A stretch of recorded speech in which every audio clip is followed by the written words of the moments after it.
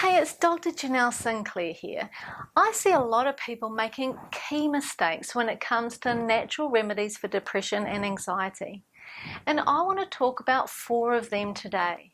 I'm going to tell you the right way to approach resolving depression and anxiety from my perspective.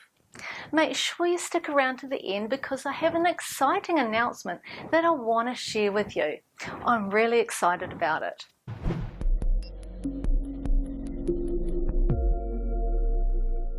Natural remedies for depression and anxiety. Mistake number 1, not having an individualized approach.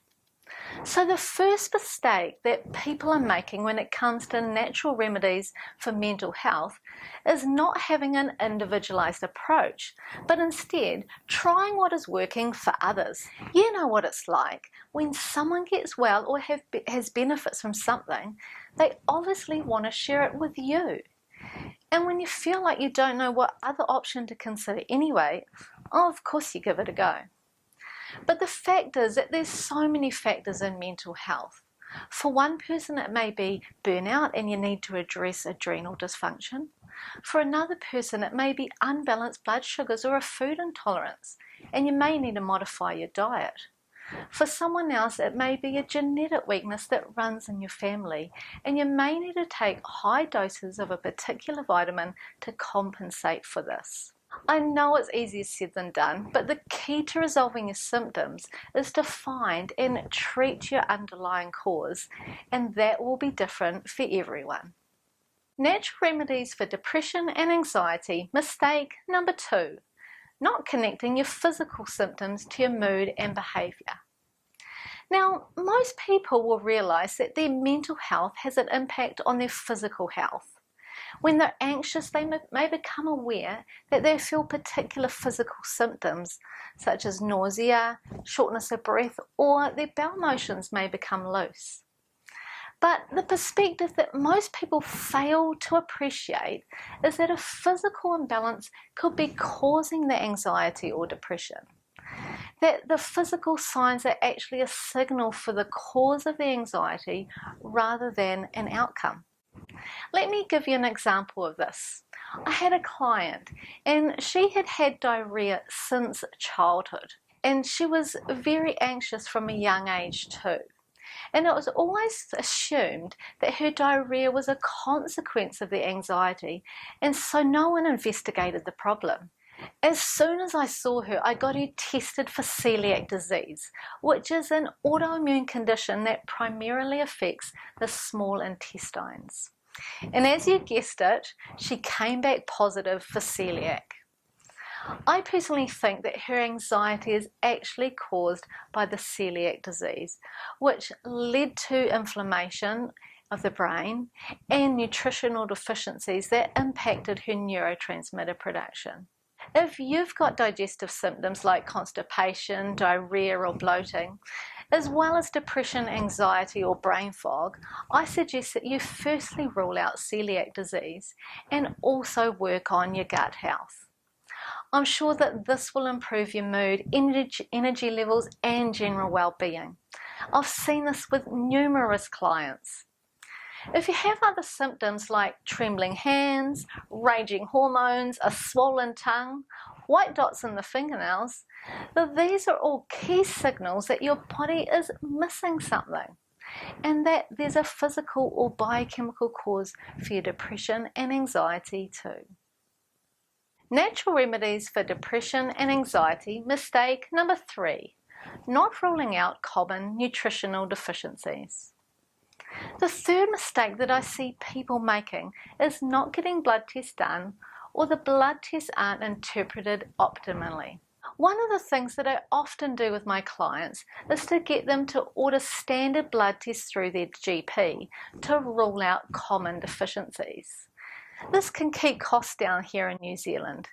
And I'm still amazed to see how many people diagnosed with depression and anxiety that have not had their iron, vitamin B12, folate, thyroid or celiac tests done to rule out these common imbalances. It's not the patient's fault, but many GPs unfortunately rush into prescribing antidepressant medications and forget to rule out these basics. The other concern that I have with laboratory testing is that the standard reference ranges are so broad. Take ferritin for example, which is the blood test for iron stores. The reference range is usually 20 to 250. So that means if your level is 121, your iron stores is normal. But your iron's also normal if your ferritin levels are 21. Did you get that? Both levels 21 and 121 are normal. But what's optimal is the question. It's the more important question. I personally like to see menstruating women's ferritin levels at a minimum of 50, probably more around the area of 80.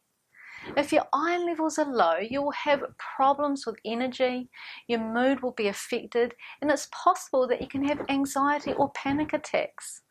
I've personally picked up severe iron deficiencies in clients, and when they were treated for this, their panic attacks went away. Natural remedies for depression and anxiety, mistake number 4. The fourth mistake that I see lots of people making when it comes to natural remedies for depression and anxiety is that they take the right supplement, but they don't take therapeutic dosages. For example, they've heard that fish oil can treat depression, so they get a standard strength fish oil from the supermarket and take 1 capsule a day.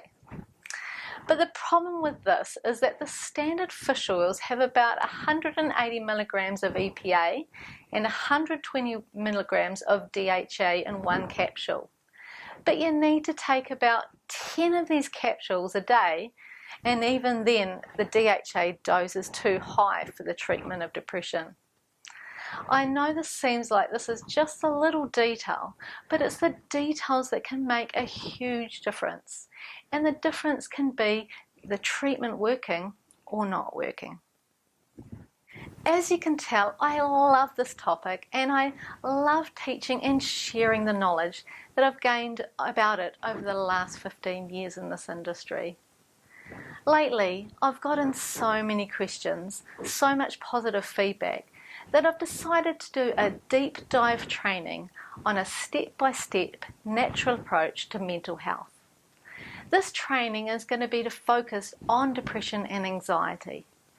It's going to go deep on 4 main topics, including optimizing your diet, resolving nutritional deficiencies, supporting gut health, and balancing your hormones.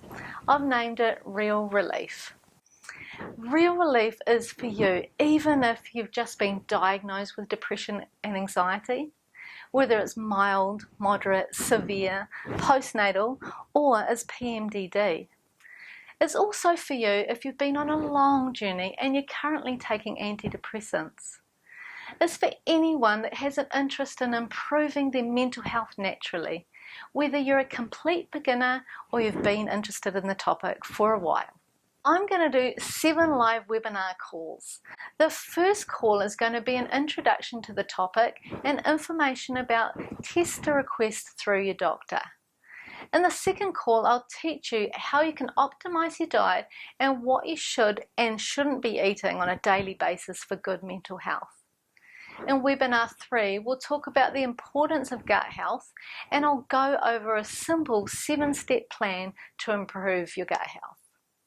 In webinars 4 and 5, we'll discuss 7 nutritional deficiencies and 1 key genetic weakness that can cause depression and anxiety. And importantly here, we'll talk about blood test interpretation and therapeutic supplement dosages too. In webinar 6, we talk all about hormones and how they affect our mood and behaviour. I'll discuss the thyroid, the adrenals and progesterone, and the interplay between all 3 of them. I'll talk about testing and treatment from a lifestyle perspective and supplements too.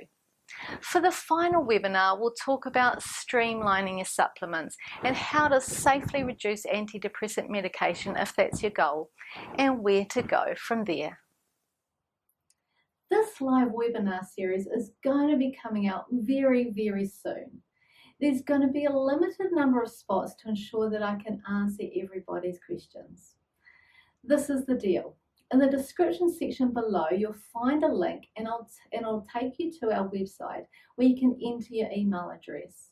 If you're interested in being on our contact list for the webinar series, then follow that link and enter your email into that form. If you go ahead and put your email address in that form right now, then I'll send you an email in the next few days when we open up registration for Real Relief. Thanks for watching, and I'll see you next time.